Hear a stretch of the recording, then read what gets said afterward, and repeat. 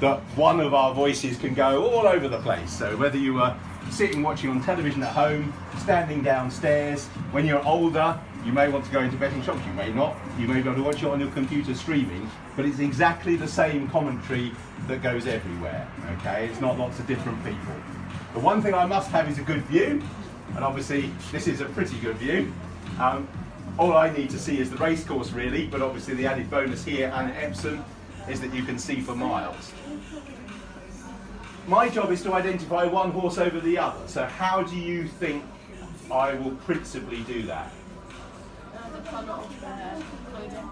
Exactly what all you lot are wearing, effectively. So the fact that you're all the silks. So that's my first starting point. Give me a couple of other ways I might be able to tell two horses apart if I, for any reason, couldn't see their silks or they were very similar silks. You got any ideas? They do have numbers on them, yeah, so I might use that. The only problem with numbers is if you think about a horse racing that way, the numbers are sort of on the sides and behind the jockey. So I will cheat sometimes and use numbers, but they're not the easiest thing for me to always be able to see. Colour of the horse, yeah, particularly if they're what colour?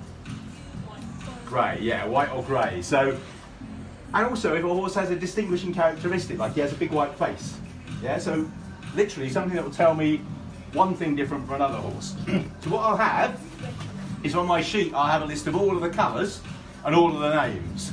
I'll also add various other little bits which I might find useful, such as the first names of the jockeys, the prices the horses are, because if I really don't know one from the other, and I've got to take a chance, then I might as well choose the one that probably is the better horse. Okay, so that'll give me some idea. It'll also help me when I'm talking to the public beforehand, explain horses that have been backed, horses that haven't been backed, and I'll also maybe note for horses that won last time, where they won.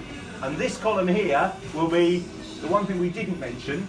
The other way of telling them apart is the things they can wear on their heads. So sometimes horses will wear what's called either blinkers or visor or hoods or cheek pieces.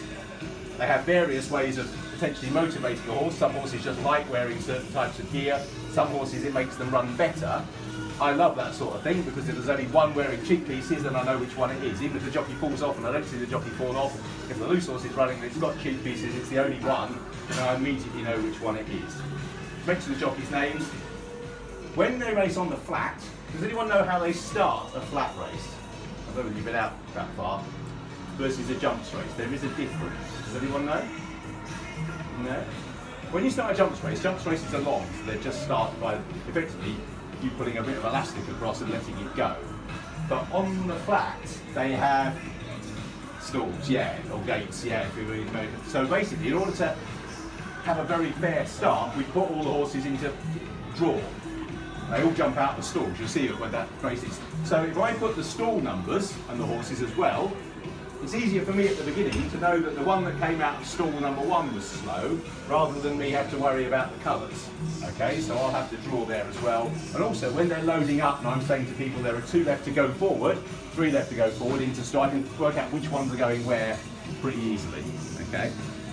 And basically that's about all there is to it. Some races are harder than others. Races with very few runners over a long distance aren't very difficult to tell one from the other, but it's pretty difficult to keep it interesting for everybody. There are other races where it happens so fast, there's so many of them that all you're really doing is yelling out names and hoping you get them roughly in the right order. One final thing that I'll